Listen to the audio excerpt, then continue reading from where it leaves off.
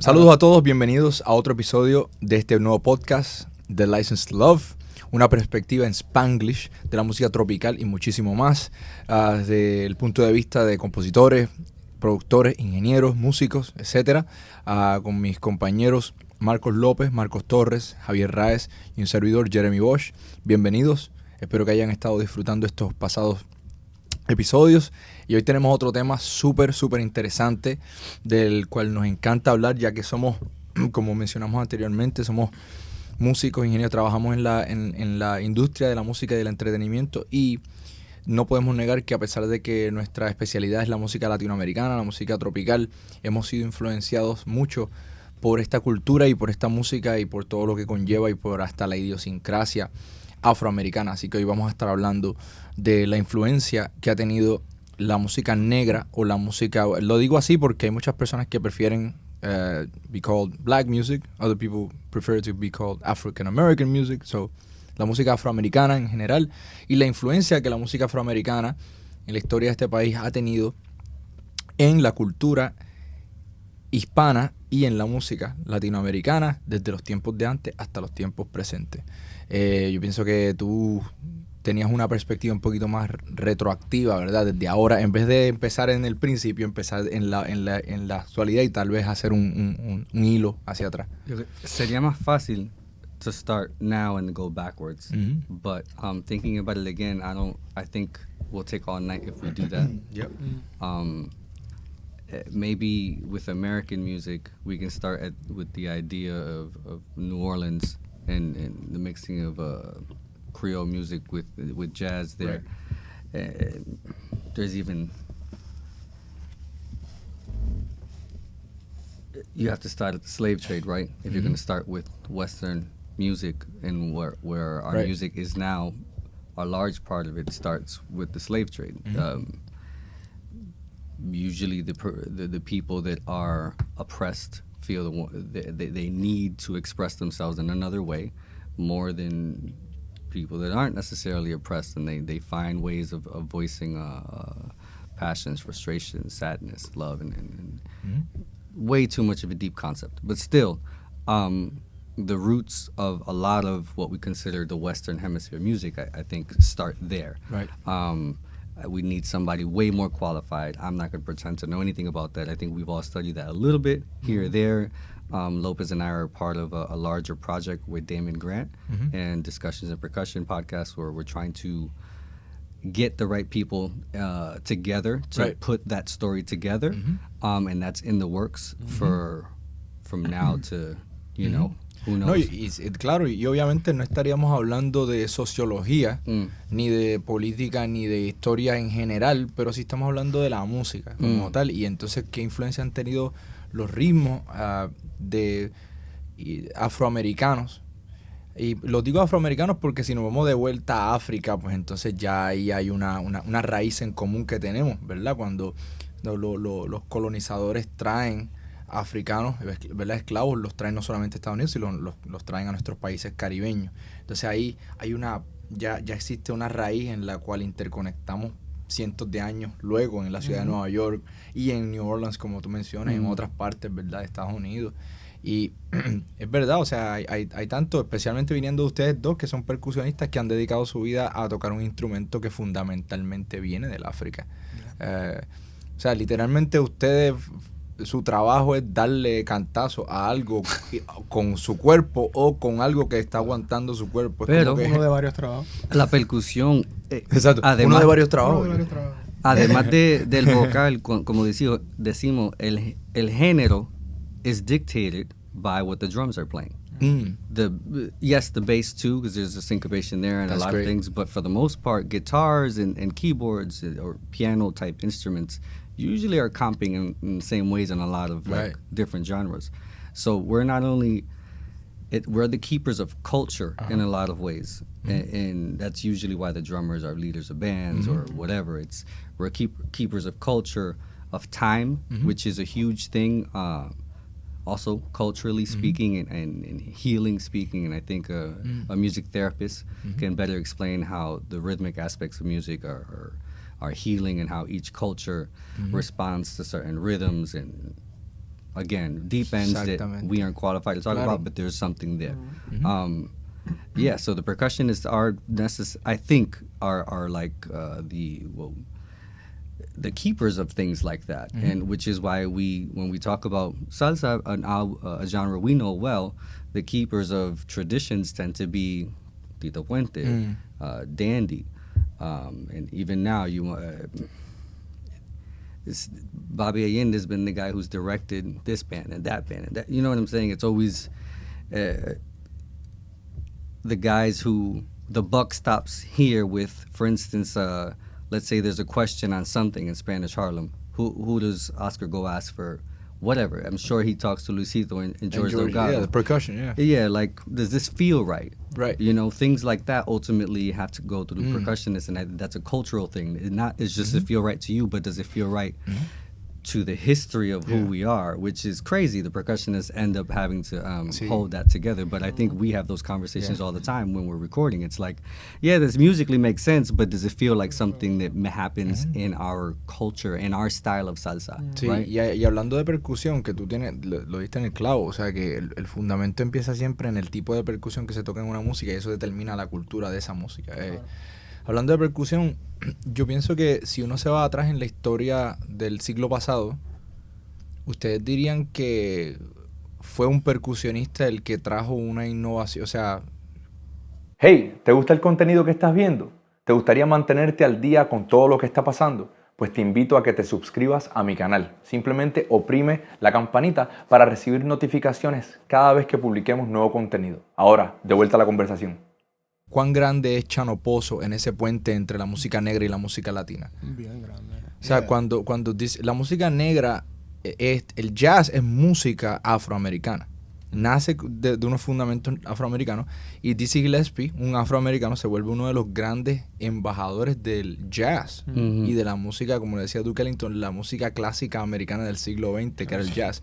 Entonces se junta con Chano Pozo y hacen algo que creó historia, ¿verdad? Entonces no sé si en la era moderna ese sería como que, si no el primero, uno de los más esenciales juntes entre la música latina y, o sea, la influencia afrocubana y la música norteamericana. I think we're always looking for a beginning and an end to make sense of things, but that's not actually how things play out, right? So Chano is a good checkpoint, like, okay, this is a big thing that happened, but there was guys before Chano. Yeah. Okay. I forgot who I was speaking to. I feel like I was speaking to Camilo, who was telling me something that someone else told him. Okay. And this is kind of why percussionist ends up being the holder of things, because we talk to the elders that told us this, that told us this, whatever. Camilo was saying something about how there was another guy that was before Chano that just didn't get talked about that much. Okay. Maybe he wasn't in a band as big as Dizzy's, but Chano's the guy we talk about, and that's enough. It's these stories kind of arc that way. Elvin Jones is another example of someone who necessarily wasn't born in Africa. There's no line to these things. How like, for instance, a band wasn't on the ship. You know what I'm saying? They didn't put a whole band. They didn't put the greatest percussionists in Africa on one of the slave ships to bring them over here. So it's kind of like there's this disconnect that happens. And just through DNA and genetics and things that are inside of us, the music kind of reshapes itself in another way on the other side of the earth.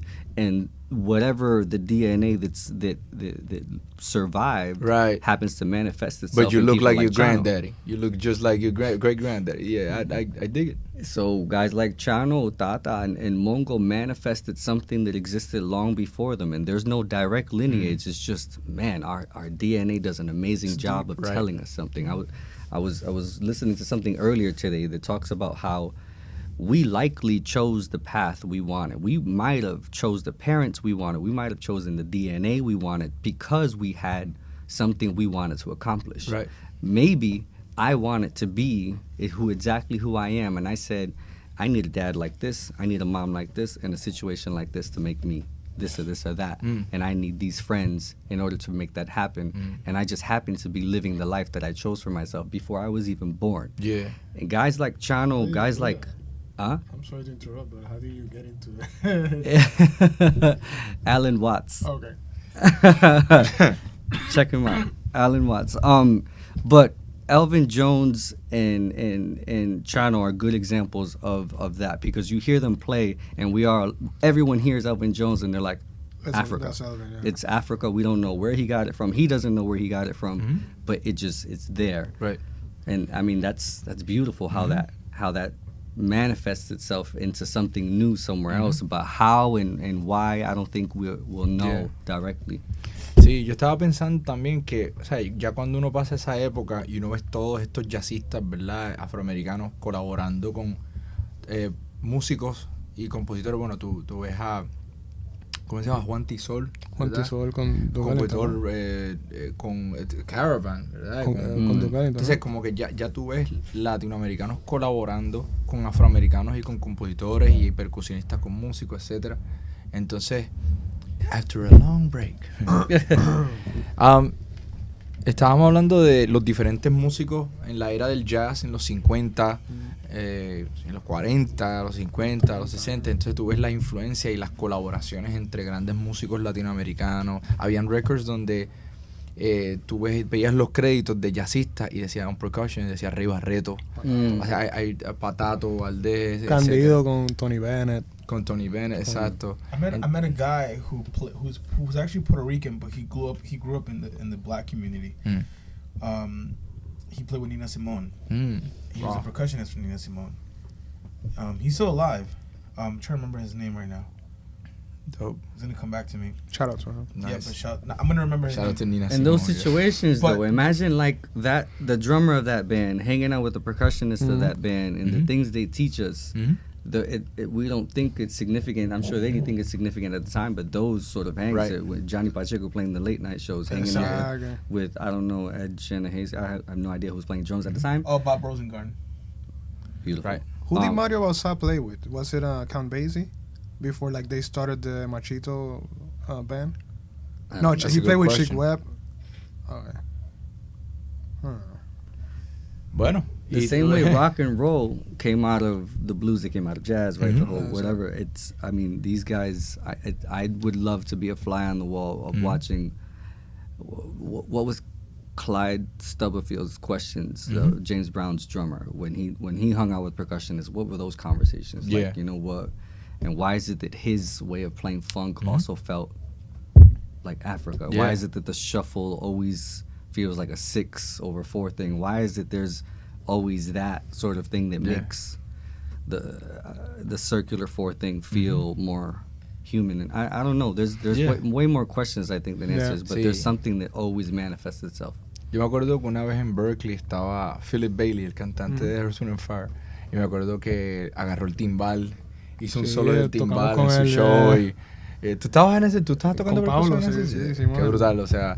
Y Philip Bailey agarró el timbal y toca conga. Guapió y todo. Entonces, siempre las dos culturas se han unido siempre. En cada época. Desde los trends, quizás desde los 20, desde la primera inmigración de los puertorriqueños, whatever, como que los boleros han sido bien influenciados por la cultura afroamericana, ¿no? Toda la cultura, el rock psicodélico de los 60 en Puerto Rico, en Argentina, en Chile. La música, el bugalú. Exactamente. La música de Brasil, como que todo siempre ha estado interconectado por años, ¿no? Es como que... I mean, for how many decades did mambo or salsa musicians really want to just be jazz musicians? Yeah, They still were, happen. as guys from that era, and the cool thing was to be considered, oh, that guy's a salsa musician, but when he plays jazz, he sounds like a real jazz guy. Like Mario Rivera. Exactly. That's why guys like Mario Rivera are so revered, even in just the Latin world. You know, the guys that did it for real, you know. They called those guys real musicians. Those guys were the idols to most Latin musicians, were the guys that can actually play through changes, right? You know, that sort of thing was always the goal. Claro, y ahora que hablas de eso, de los boleros y la música romántica, veo el puente de Nat King Cole, ¿verdad? Cantando canciones en español, boleros. O sea, Siempre que me pregunto cuando, you know, like ¿Dónde? or I love those. My grandfather used to listen to those records. Siempre Yeah. me respondes. yeah. Quizás. O aquellos ojos verdes, Yeah. serenos como un lago. Nat King Cole again. Did he do a Christmas album in Spanish too? Yeah, right? I think he did like 3 Spanish albums. Awesome. Wow. Yeah, you have all of that, man, all that interconnection, and then it moves, like, if you even hear like Plástico, we're talking about it, right? Yeah. Like the disco influence of that intro that is like emblematic of an era, right? Even I play it at little gigs now and there, and everybody Such a goes classic. crazy for Yeah. that intro. Everybody knows what it is Mm-hmm. because it shapes. But disco as well is, if not created, it is definitely like the main influence is African American music. Disco You is. said something really interesting with that, how the way people react to that intro. And I think, don't you think that has to do with like Latin Americans reaching for something that connects both of their worlds? They love it. Maybe that was me when I was Yeah. younger, but I loved the idea of a song encapsulating Yes. the different sides of who I thought I was. And a song like that does that, and it hits people that are over here or feel connected, like they're trying to take two parts of the world and you know, make them closer. Right. A song like that does that, and Yeah. there's a lot of songs that do that now, but when that song came out, it wasn't that Nobody much. was, And I think all of our parents and families have a connection to that song Yeah. because of that. It made you feel more. Roena song too, right? Yeah. I can't think of one now, but Sí. all Esa that. sepa. Yeah. That's funky, yeah. Yeah. It's like Yeah, Cortijo man. con la máquina del tiempo. Yeah, It's like, absolutely. it's been connected for Mhm. so long. Yeah. Y tú lo ves en la reacción todavía en el 2021 cuando uno toca guisos, por ejemplo, cuando toco con muchas bandas, siempre casi todo el mundo se sabe Plástico, entonces tocamos Plástico y tocamos esa intro, ¿verdad? Bien funky, y yo he estado en guisos donde veo personas afroamericanas que están, ok, hola gente, y de repente, y tú ves, oh, y la cosa es que con todo respeto a todas las razas del mundo, no hay nadie que se acerque más a la sabrosura de bailar salsa sin entrenamiento y sin nada que la gente afroamericana que mete su paso donde va con la clave, porque así como nosotros entendemos esa raíz en nuestra alma de lo que es el África en nosotros, ellos también comprenden cuando escuchan una salsa que esto es lo mío, ¿sabes? Yo pienso, I think the best experience of my life was to be able to play in Africa with Spanish Harlem Orchestra, with such an amazing rhythm section and playing this music coming back into the very country that birthed it. And their reaction, you know, African people's reaction to what we were doing was one of the best experiences of my life. And to see that interconnection, you know. Pero, yeah, coming back to what you guys were saying, this is an incredible, you know, ¿qué ustedes piensan que pasa después de los 70 que influencia como nosotros vemos la música latina hoy? ¿Hay algo que ustedes ven entre la música negra y la música latina que se haya juntado, por ejemplo, que haya influenciado? ¿Ustedes piensan que, por ejemplo, la música de Sergio, su forma de producir es influenciada por el R&B de los 90? Hay influencia. Yo creo que esa conversación se tiene que empezar con Fania, Ajá. creo. Ok. Y con Earth, Wind and Fire, y con Tower of Power, y con la banda de horn specifically. I think horn funk Chicago. bands. Chicago. Yeah, Stevie. The idea of being able to take another genre that's horn based, because kind of the way we think of genres is the instrumental makeup, right? Sometimes. So the horn based genre, genre like funk, lended itself to being introduced to a lot to salsa, and Fania did that. At least over here, maybe more than anyone. And I think that's maybe where, when we talk about like the 80s, 90s, it starts in the early mid. Right. When does Fania start their experimentation? The mid 70s, Like 76, yeah. right? Because they had like the Cheetah era was a little more straight. Yeah, it was very straight. 71, 73. Yeah, and then around 76. It's like 76. Around, yeah. no, Even like 74, I would say. 74, 75. That Yankee Stadium, the Yeah, one that has with Willie Mongo. Coham and shit and Mongo. Yeah, that was Like, like, they that were was trying- 74. They were already 74, 75, yeah. 74 was like already like the time when you can sense that they're latching into something more experimental. Stevie Wonder changes the world in 72, 73, 74. He has that big Exactly, like renaissance because the moment. first Fania Yankees is still feels pretty straight, like in terms Is of that- like is traditional that the other stuff. one, yeah. But then the second Fania, I think that's when they really introduced Mongo into it, Yeah. and that's when they get a little bit more experimental with it. It feels more jazz, right? Yes. More experimental jazz and more acid But then jazz. even before, we're that's the gonna thing. keep going back because then there's then Barreto was Barreto doing Boogaloo, Yeah. Power, In Palmieri. Yokuba, Yeah. Palmieri with a certain position. Even before that shit, like, it's like yeah. There was always No, I get what you're saying when we're talking about it as Fania, right? No, I But just as mean as if the we were going to force- talk about what came after the 70s, then let's at least just plant ourselves with Yeah, something in the with Fania, 70s. yeah. But Facts. you're right. We always have to go back, and Eddie did it, right? Charlie Palmieri and Richie Ray, and they all had huge boogaloo eras I mean, too. even some Allegro records had some of that stuff.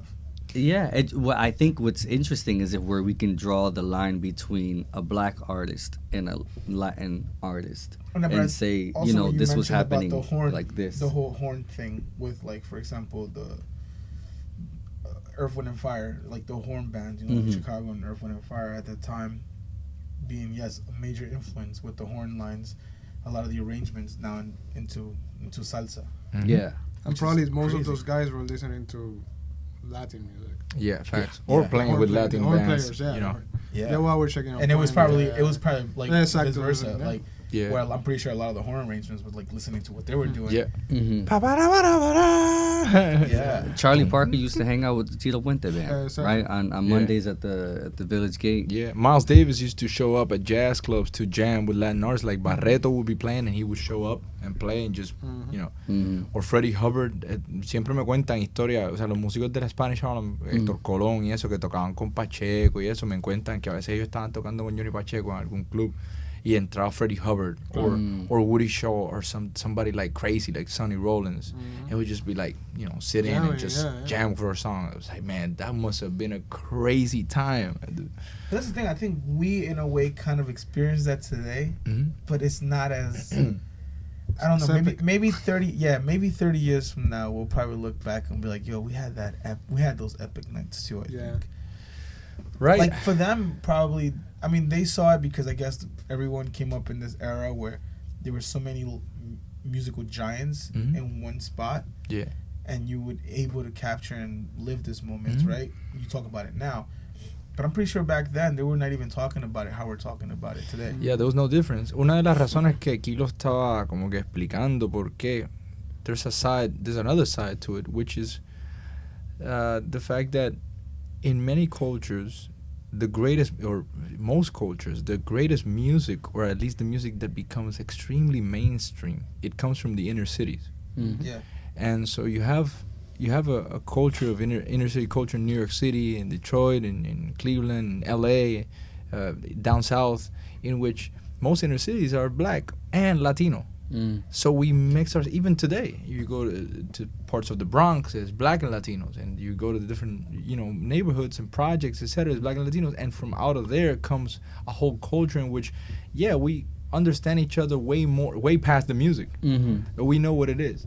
And now you see everything switch, because throughout the whole time it was Latinos being, no, I dig these black artists. But now in 2021 you have everybody liking Rosalía and que si J Balvin, que si es y lo otro. No, that's o sea, tú le preguntas a personas de todas razas, incluyendo la raza negra, y te hablan de un montón de artistas latinoamericanos que están siguiendo ahora mismo. We were talking about Setangana a week ago, and their NPR came out. Like, Right. They're tiny. They're tiny, NPR, same thing. No, you're right. And I mean, but this, we see it with Tiny Desk is kind of like a tastemaker right now, right? And we were talking about Setangana, and they're there. We talk about Palo Teo all the time, and they're on Tiny Desk. We see that American culture is very interested in anything that's new and fresh, and Latin culture is usually there to fill that gap. Right. Every once in a while, you know, the cycle comes towards us and all that, and I think Like every 20 years, right? every 20 years, Yeah. for real. Yeah. And it's for me, it's starting to feel much, much more cultural. Like, you know, that whole Tiny Desk was straight flamenco. Yeah, it's not You just know, like, oh, Spanish it people would- are hot. yeah, It's yeah. like, here's That some table culture. sounds amazing. Yeah. It was crazy. Porque like, they were playing and then- like cajón y Yo. sounded but like, amazing. It sounded that's like the a thing. cajón. It's like, so, you know, it was he was like, I'm not gonna force myself to perform the mainstream stuff. Let me go with what I like. And Tiny Desk is one of those places where you can do whatever you want. They're not gonna tell you anything. That was dope. He right? was like and with his family, Palo right? Tres, Like Palo Tres is very, very traditional stuff too. So I think we're starting to get back into that whole like, hey, check out what culturally is. It's do you think almost that correct. has to do with? Well, I mean, it has to, right? Like society and entertainment, like they go hand in hand. And where we are right now, as far as society trying to reach a hand across the aisle, so to speak, like let's all embrace each other's differences. Let's all figure out a way to coexist better. Probably is maybe last time the Latin wave came around, people wanted the I'm guessing there. Right, and before that, Rhythm is Gonna Get You and conga and stuff like we've had the attention of but that's not, the international crowd before, for example, but now like, they're go-go music down in like Washington D.C. Like that's like you ever seen those challenges of them playing conga with like go-go music? Congos. I'm sorry, yes. I don't understand where you're going. I'm going in terms of like the whole rhythm aspect of like. Like understanding like the conga or those rhythms, right? Like it's always there, but I'm talking about. But go-go, no one is going to like people that go see go-go shows. It's something that doesn't really leave the underground. Like most of us know anything about go-go music because of YouTube. It's something that every time the cycle comes back around that pop culture wants to look at something, they're more willing to look at the indigenous side of someone's culture. And I think so. When do you think that was the last time that happened? I don't think it's ever happened before. Okay, what happened? The Latin explosion cycle in this sense of like culturally exploding now with flamenco being the way that it's the last time American culture was willing to really look at our music for what it was. I think the last time they were willing to do that was when they weren't intimidated by losing numbers in population to Latinos before. When white America starts to feel like they're going to lose a grip on majority, they that's when they don't necessarily want to hear too much from you. I think in the 30s, 40s, 50s, when mambo was in its golden era, no one in white America was scared that Latin Americans would outnumber them at some point. It was still a novelty act. So they embraced it completely. Let's hear what it really is. Let's go, honey, let's get dressed and let's go to this beautiful club and hang out with these people and enjoy this jungle music. Not saying everyone felt that way, but it was a thing, right?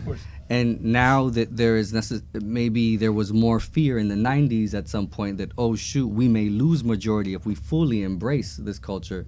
You're saying give me a little less of you and give me a little more of me. So you had Mark Anthony putting out I Need to Know and other artists, and J-Lo doing whatever she did, right, with her what? Let's Get Loud. Let's Get Loud.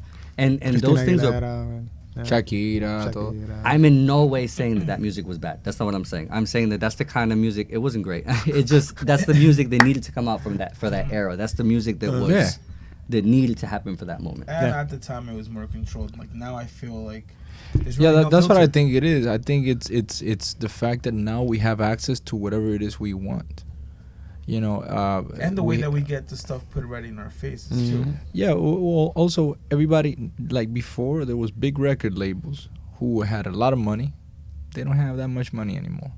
Big record labels are crumbling. Just like the movie industry. The movie industry is crumbling. I mean, the cinema is crumbling because because of all these platforms. In which that's why movie tickets are humongously big. So in terms of before, you had access to one or two Latin artists that were very big, like Shakira or like Alejandro Sanz in the 90s, huge, right? And they had nobody else, no access to anybody else. Now you have social media in which everybody has their own little ocean.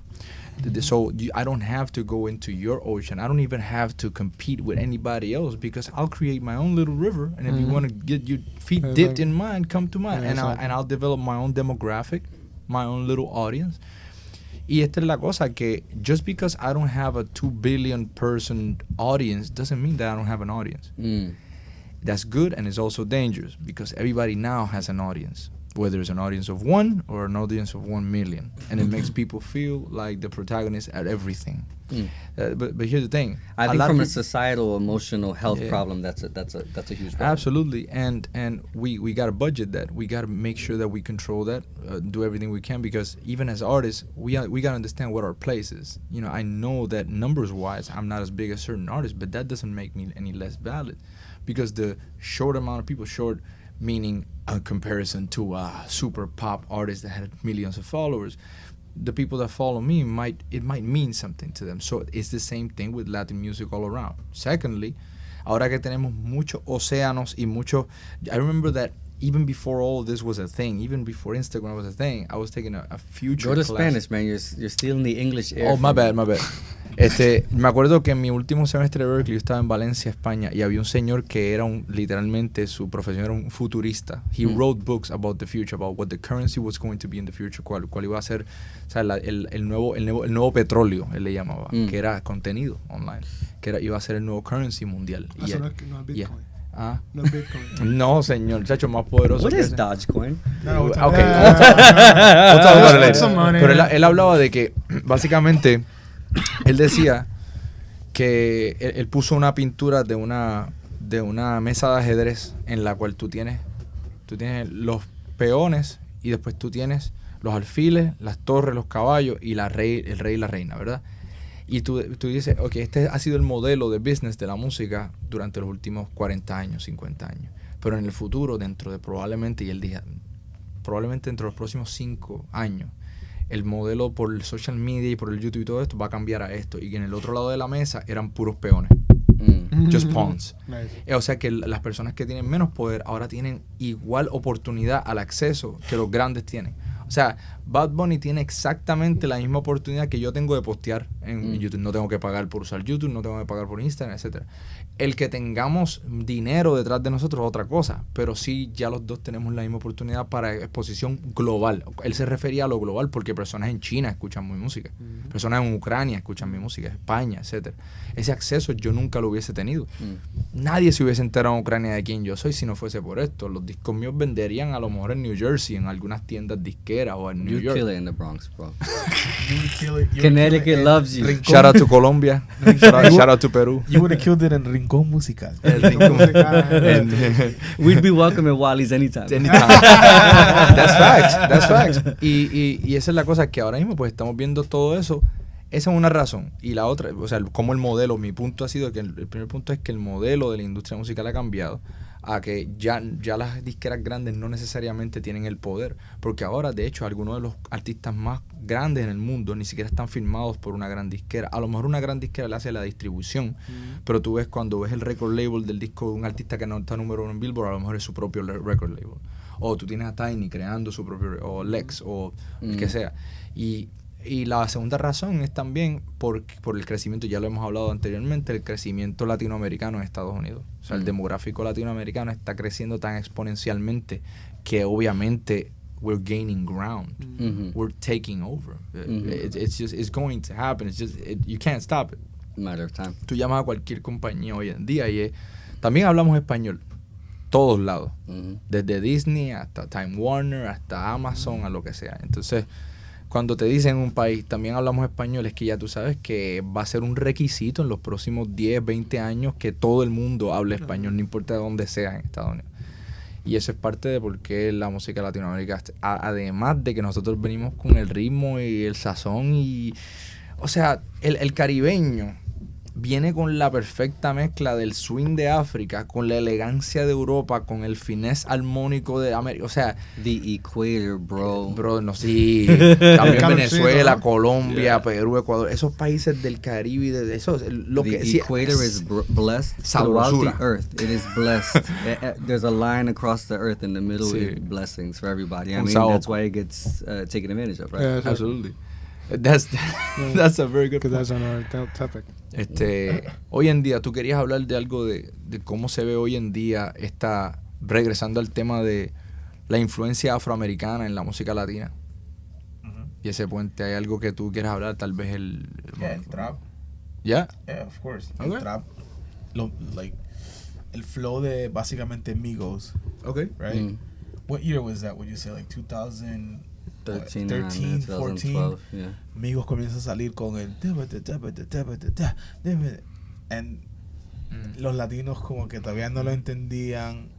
Si tú venías escuchando ya lo que estaba pasando en Atlanta, que siempre yo creo que cada cierto año sale algo de Atlanta y sale algo muy especial. Yeah. Right? Bueno, de ahí es el trap. Yeah. Estábamos exacto. hablando en un podcast con Gabo de que el primer álbum, no sé si se llamaba The Trap Album o quién fue, pero yo creo que fue el pionero fue T.I., ¿no? O sea, en Atlanta, que él dijo, fue uno de los primeros álbumes. Eso fue lo que estaba diciendo Gabo. Like that, yeah. Like the trap album of Trap Kings or something Trap like that. Kings, It was like some crazy stuff like that. It Pero was all that song Bees in the Life- Trap that got really popular too. They kind of made it more. It brought it definitely to the commercial.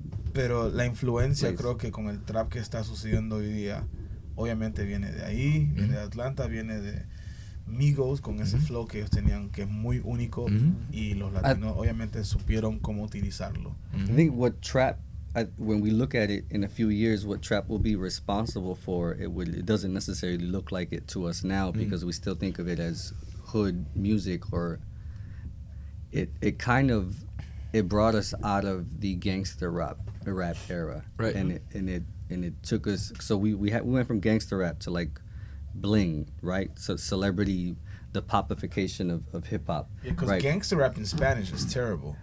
Yeah, but we still got to Oh thank my it God. for without It's so gangster aggressive. rap. It depends I what think. year you were born. No, not even. But I mean, without like, gangster you- rap, like- we don't have reggaeton. Some We people don't really have- like yeah. tiraderas, you know Yeah, what I'm saying? No, but that's Polaco, Coscuyuela. no, estoy hablando rap. I like No, Tempo. no reggaeton, pero rap. Pero like, rap tempo, de los nombres que it's él dijo. como que ahí- Tonchesina, el rap de los 90. Yo me acuerdo, mi hermano los escucha, Eddie D.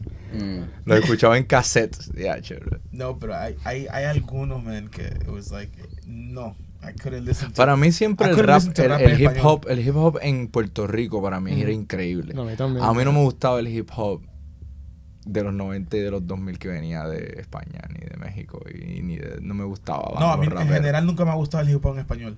No ¿Verdad? no lo puedo Para mí escuchar. unos raperos puertorriqueños que Hacho, tenían Vico, un sí, esto flow Rey. bien- No, because he is a Boy. different story. Pero es rap en español. No, yo sé, Y a pero un- no, pero y a yo un no podía Tego escuchar- cuando yo no sacaba podía cosas escuchar de rap. el hardcore así rap en español, no lo podía escuchar. Ya como que llegó un tiempo Yeah. Wow. Facts. Okay, wow. llegó un tiempo en mi vida que yo no podía, que yo estaba como que juqueado en Eminem Yeah. y en ese tipo de hip hop, que I was like, yeah, I'm hip hop, like, you know, living in Queens Sí, y todo era eso. difícil de que tú no eres digerir. hip-hop. Yeah, so I couldn't. Estaba difícil de digerir, es Yeah. verdad.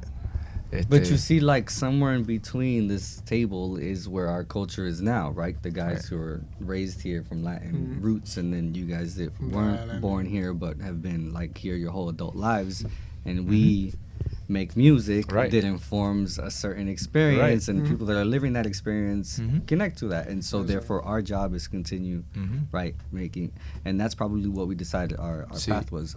I think it's beautiful how these things just happen. Like no one needs to say, okay, this happens Right. happen, because like you said earlier, you put people together, you put minorities in certain regions, in certain neighborhoods, in certain states.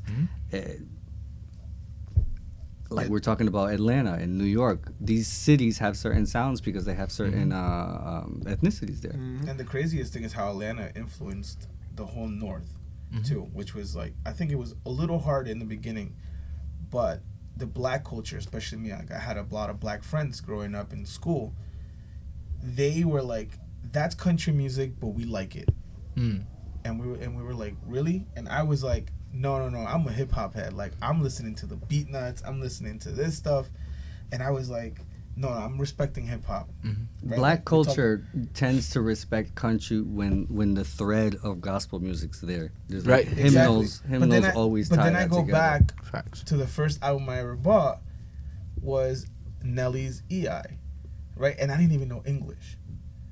You know, I'm sorry, not what EI is in that record, but it's called Country Grammar. Yeah, country grammar. But then yeah. again, I didn't know English. But all these little albums taught me how to speak English. Right? So in a way, learning how to speak English through these albums, I had a little bit of that country slang. But then I never forgot where I was, you know, hanging out in the streets in New York and all this stuff.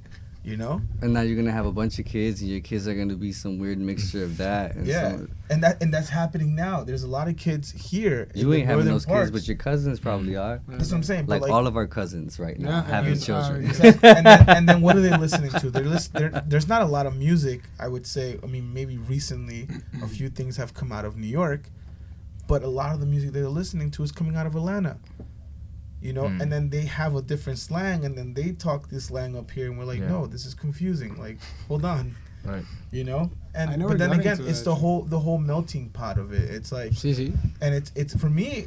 I got to enjoy it later in my life, where I would go to Later house in your parties. life, like you're 50. He's Yeah, bro, 57. like- 2 weeks I ago. remember when I was a Face. young blood. Let me tell you something. So wait. Like, I was gonna ask, where is that connection right now? If we were to ask between, like, where's Latin culture and where's Black culture and where's where's that word? Reggaeton.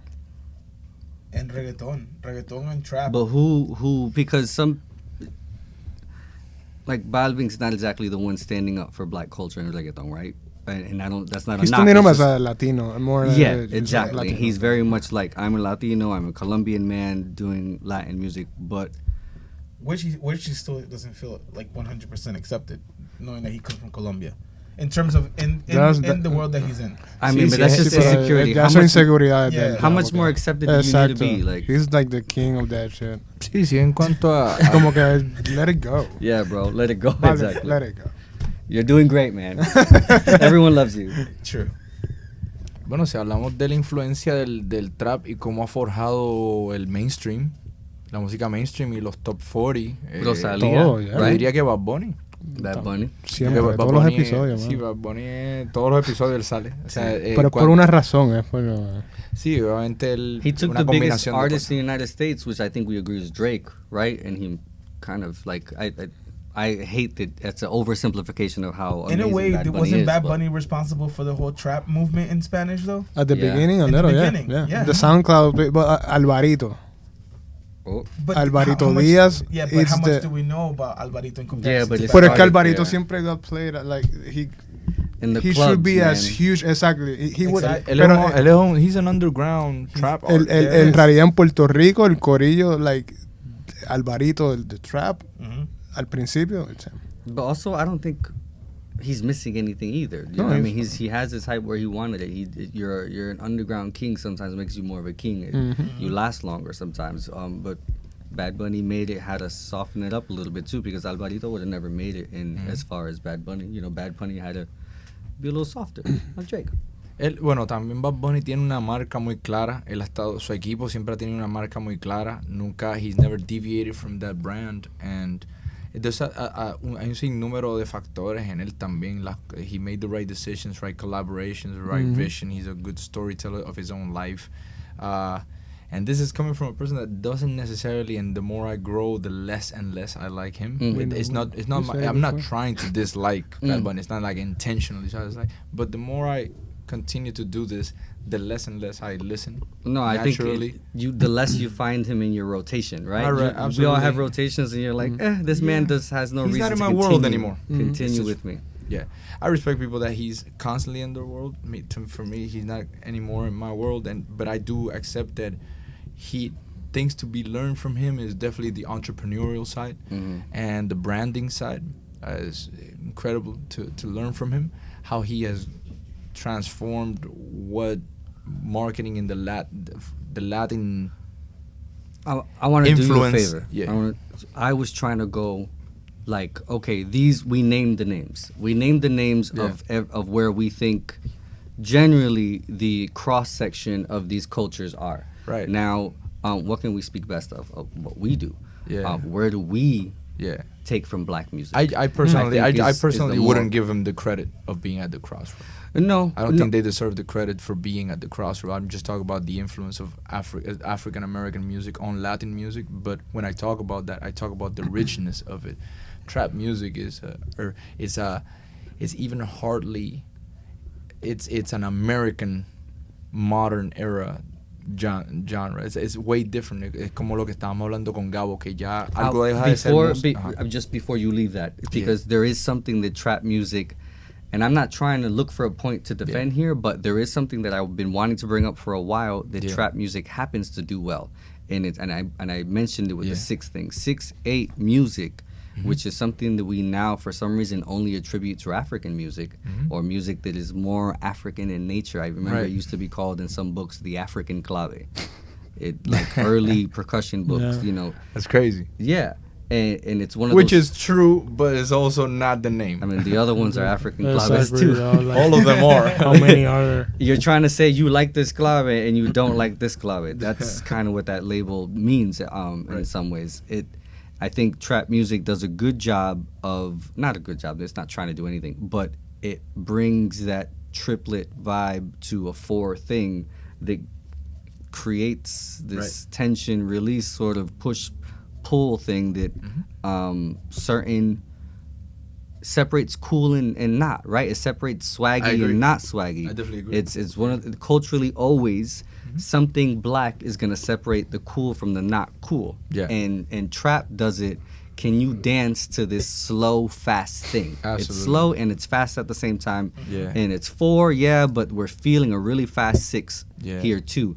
Can you figure that out? Absolutely. And that's right now defining the line between what's cool and what's not. Definitivamente es un gran punto. Yo pienso que the cool aspect has always been an amazing asset of black culture in America. The coolness of it, even from the birth of the cool with Miles and the clothing and the cars and just the imagery, the branding of Miles, and just the coolness of it. Bro, from the way that you walk.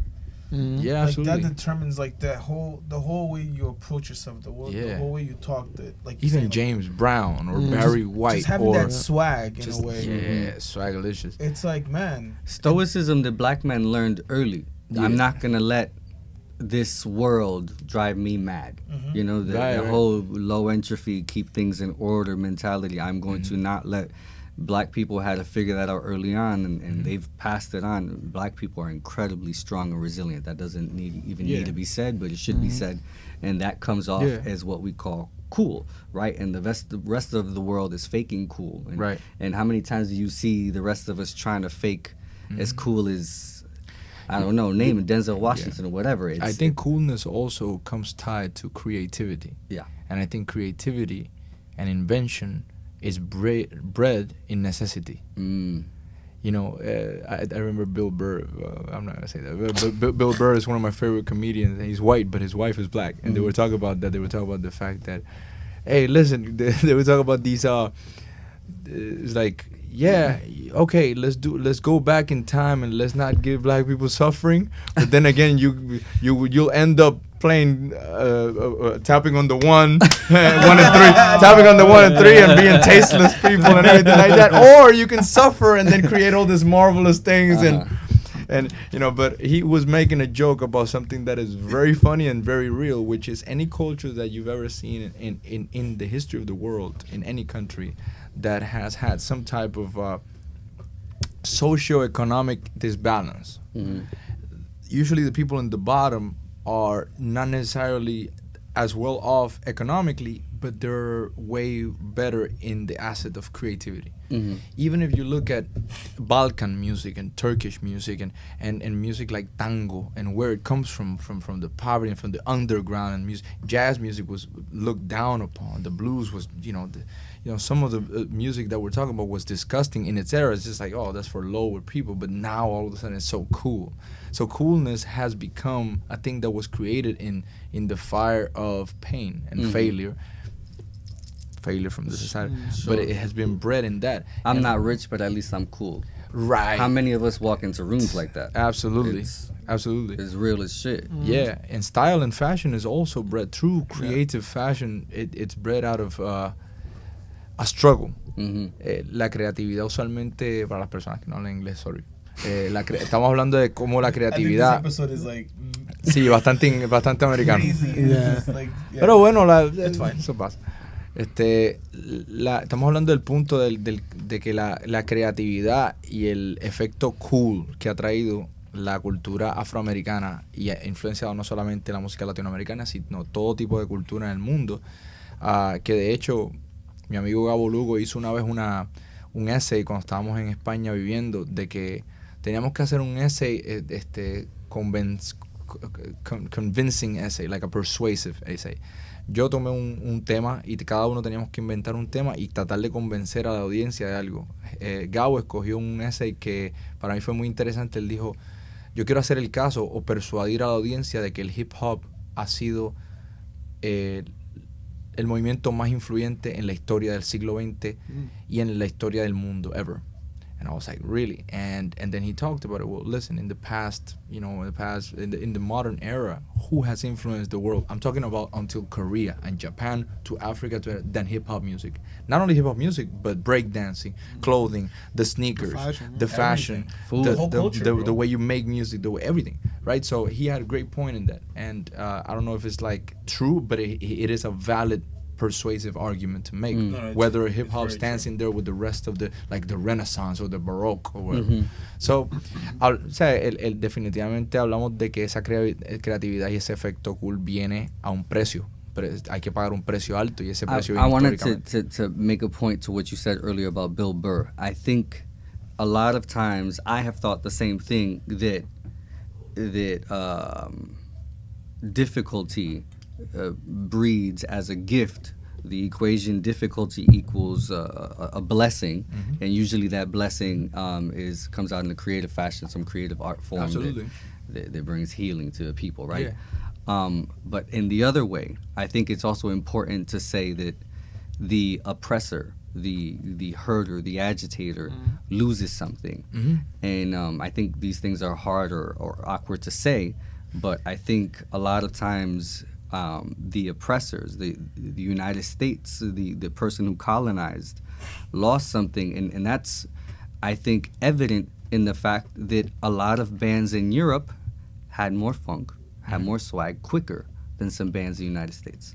A lot of countries in Europe play basketball faster than white people in the United States. This is weird and awkward to say. You have to kind of go with me a little bit. Break it down real quick. You said, you just so people understand, you said United States is the colonizer? I think United States perpetuated slavery a little further into the modern era than other countries did. And that in itself leaves people with a stain on them. The people born into families that had that sort of guilt. Your grandfather was a wretched man because he abused people and he could never get over that, and he hated himself. I'm sure he did. The people that did those things deal with a weight of guilt that doesn't let them be creative. Okay. Guilt, I believe, is what stunts creativity.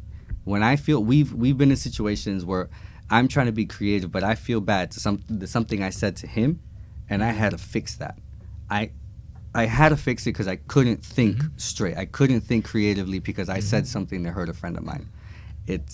That extrapolated to the 10th millionth degree, I think, is what leads some cultures to stunt their growth creatively. And I think white America lost a chunk of its creativity and building culture, and we see it today.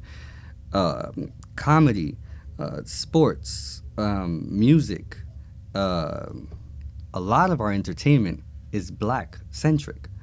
A lot of it has come from Jewish people. A tiny fraction of the population is Jewish people. We think of Judaism as this huge religion. It's actually really small.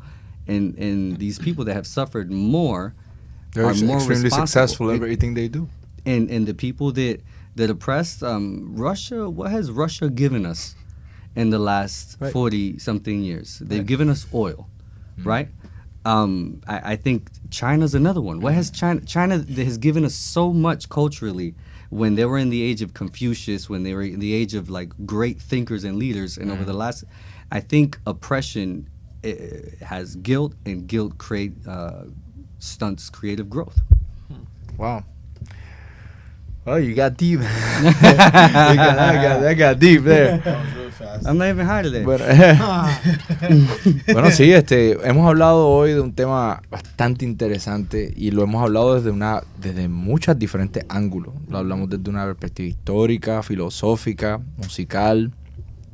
Y bueno, pienso que es imposible negar que hasta la música que nosotros estamos creando tiene una influencia afroamericana junto con la influencia latinoamericana, que es bien interesante ver, especialmente en el último tema, Acércate, cuando lo pienso, ¿verdad? Que tenemos esa mezcla y de repente hacemos un breakdown como de trap soul, you know.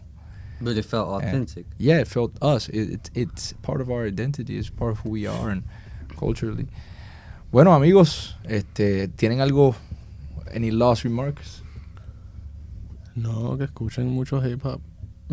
Yeah. Wait. Let's go around. What are your favorite hip hop albums? Of all time? Just throw some out there. Oh man, Man, that's gonna be a No, tough but what are the conversation. ones? Because there's not the best. What are the ones that during your formative years, y'all were like? Oh, I'll go wow. first. These aren't You're the best. probably gonna say some of mine, so yeah. go first. Sure. But the like Waterford Chocolate from Common and Okay. Wow. Okay. the there's another Common album, but anyways, that one and what's that Dilla album that had a dime piece and oh god, I'm drawing a blank on that Dilla album. And there's one, The Shining by Dilla, Okay. like Water for Chocolate by Common, and It's voodoo hip hop. Voodoo. I think has to I be was thinking about credited. D'Angelo too. No, Formative years? Yo, for That sure. kinda- And also talking about like important. Wow, bro. Giovanni played on voodoo. Yeah. That means something to all of us, right? Yo diría que cualquiera de los últimos 4 álbums de Kendrick Lamar. Mm.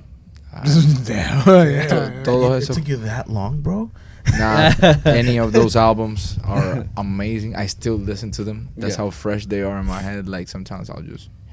También anything that Jay-Z has done in the past 20 years. I love it. I Yeah. love his records. I think 444 is underrated. Absolutely. I like the Black Album. I like Kingdom Come. I like Kingdom Come is also wow. underrated. So underrated. And then Judge Blaze? yeah, so I'm a big fan of Shout out to Jay-Z Just and his Blaze. music and Kendrick but there's so many other people. Lately, I don't know why I've never been a fan of him, but lately I've been like obsessed. I don't know why. I'm 31 now, Who, but Jay-Z? I'm now with Lil Wayne. Oh, my God. I'm like, where has this man been all I my still life? can't- I know he's been like, I've always seen his name, but I've never been like, all right, let me listen to his Wow. stuff. Yeah. I love No, bro. it took me It's a so minute too. killing. I think it took me I can't. to see Jay-Z's respect for Lil Wayne before I was like, oh wait, maybe there's something I'm missing. Dude, Lil Wayne is dope with some of his stuff. Yeah, Some of his yeah. stuff I've is. tried. I still can't. You can, Sorry. you can. Same. Who are some of you? ¿A quién te gusta a ti? En cuanto al hip hop. The albums, the music, I mean, in terms of producers and everything who changed my life of listening to hip hop, the Neptunes. Pharrell Williams. What about Timbaland? Yeah. Like of as a course. producer, As you a like him? producer, yeah. That whole era of Timbaland and like the fight, I would call the fight between Timbaland and Pharrell and like and Chad. It was like Just oh, Blaze, yeah? Just Blaze you're- was winning and that And era. Just Yeah. Blaze was there too, but that fight between like Missy Elliott and Timbaland was like, okay, oh, you're on the top 40 with Hot in here. Okay, I got one. Boom, and then they were going back Yeah. and forth, and then both of them on the same like Justin Timberlake album, and then they're like giving Justin Timberlake. No, first Singles. Pharrell had the first album, and then Timbaland's like, oh, I'm gonna take that artist and do it even bigger. Timbaland was on that album too. The first on album? Justified, of course. Oh, I didn't Yeah. know. Yo, ¿Quién es Cry tu- Me a River. Cry Me a Oh, River. That's Timbaland. Yeah. Yeah, ¿Quién that's es right. tu productor afroamericano favorito? Ahora mismo, o sea, de la. De moderno. Mhm. Fuck. I don't know, man. I have Primero to que te say- viene a la mente, un productor que te es gusta. que siempre Kanye va a estar ahí. Kanye. Oh, Pero that's wow, Kanye, yes. Kanye es mi papá. Para mí. Contra. no, Pero no, no. productor, damn, there's so many. That's a good one, Kanye. And Kanye's Hey, an artist listen, and a producer. Rock- Yeah. Before he was one an of the artist. best Yeah. producers ever. Pero es que también hay un montón que están como que. Sí, pero I mean, yeah, definitely Pharrell. For me, at least Say one. the person that I run to when I'm like I'm sick of everybody and I really need something to pull my brain in a new direction, to stretch me a little bit. Flying Lotus. Oh, is, wow. is the man. Nice. Great stuff. Great Yes. stuff. I was about But to also- say either Flying Lotus or Ninth Wonder or somebody like that. Ninth- I love Oh, Ninth Ninth Wonder. Wonder. I love Ninth Wonder, and I Really? think Frank Ocean Pharrell, is a Pharrell Williams. Pharrell? shout out. Yeah, Pharrell Williams. Facts. Yes. Good, man. If there's anything that I grew up on and that influenced my whole life until from everything, Yeah. it's Pharrell Williams. Yeah, I also love, well, I don't know if you consider him hip hop, but, well, obviously Jay Dilla. Dilla, And yeah. Madlib. Madlib, yeah. And MF Doom. Yeah. Well, yeah, man. Esta ha sido una tremenda conversación. Yo pienso que this is a good place to leave it, right? No ID. Okay. No ID is really important to me. I love No ID's solo project, Cocaine 80s. And right now, Hit Boy, you listen to the stuff that Hit Boy's putting out? High tech, knowledge. Bro, I was listening to Take a Hit day Boy trip. stuff. Yes. Science. Wait, Day Trip? We- You talking about the duo? You know they were off the record. They were Matthew's first year of college. They were his roommates. Oh shoot. Yes, those guys were Nice. Matt's roommates. Nice. Yeah, they're really nice people. But yeah, Questlove, I got to mention as far as like Yeah. people that influenced me as a producer, Questlove is probably number one. Is when And I he's was a in drummer. high school thinking I want to be a producer, I was thinking I want to be a producer because I love the sound Questlove gets out of Yeah. things. Tremendo.